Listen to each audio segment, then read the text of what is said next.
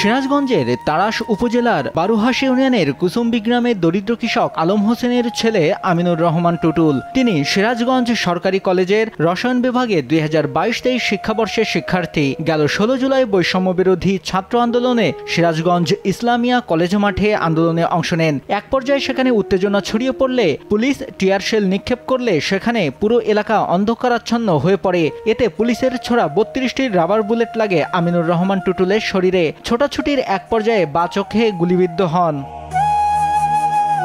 পরে সহপাঠীদের সহায়তায় তাকে সিরাজগঞ্জ শহরের একটি প্রাইভেট ক্লিনিক হাসপাতালে ভর্তি করা হয়। বন্ধুদের সহযোগিতায় 18 জুলাই ঢাকা জাতীয় চক্ষুবিজ্ঞান ইনস্টিটিউট ও হাসপাতালে ভর্তি করা হয় তাকে। পরে একটু সুস্থ হয়ে বাড়ি চলে আসে। তবে তার চোখে অস্ত্রোপচার করতে হবে। কিন্তু দরিদ্র বাবা এ মুহূর্তে আর্থিক সংকটে থাকায় চোখের আলো ফেরাতে উন্নত চিকিৎসা দিতে পারছে না। চিকিৎসার জন্য যে টাকা প্রয়োজন সেই টাকা দিয়ে আমাকে চিকিৎসা করানোর মতো সামর্থ্য আমার বাবার নাই।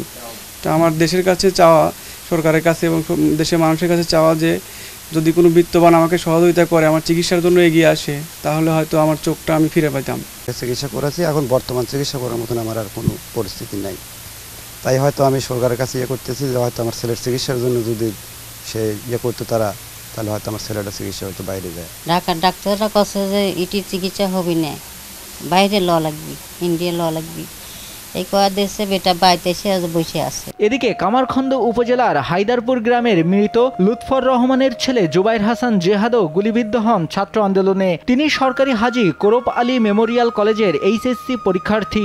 16 জুলাই শহরের রেলগেট এলাকায় পুলিশের ছোড়া রাবার বুলেট জুবাইর হাসান জেহাদের চোখে লাগে। পরে তার বন্ধুরা হাসপাতালে নিয়ে যায়। তার অবস্থা ভালো না দেখে চিকিৎসকরা তাকে ঢাকায় পাঠিয়ে দেয়, কিন্তু সেখানেও তার সঠিক চিকিৎসা হচ্ছে না বলে জানান। যখন আমরা মিছিল নিয়ে ইসলামের মাঠ থেকে বের হওয়ার পরই যখন রেলগেটের কাছাকাছি আসি, তো পুলিশ আমাদের উপর প্রথমত লাঠিচার্জ করে আমাদের উপর। আমরা ছত্রভঙ্গ হয়ে দৌড়াদৌড়ি করার পর পুলিশ আমাদের উপর অনেক রকমের আক্রমণ করে, টিয়ার সেল গ্যাস ছড়ে গুলি করে। তো এক পর্যায়ে এসে একটা ছড়া গুলি এসে আমার চোখের ভিতর ঢোকে।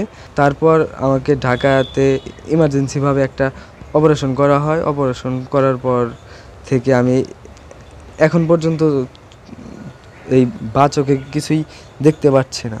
2-2.5 লাখ টাকা খরচ হইতে 3টা অপারেশন আছে, তারপরে চোখের লেন্স পাল্টার নাগবে।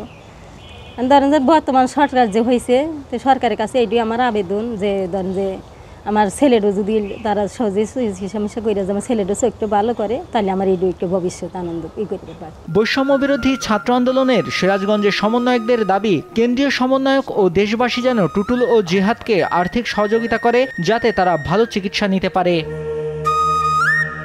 নিউজ ডেস্ক, দেশ টিভি।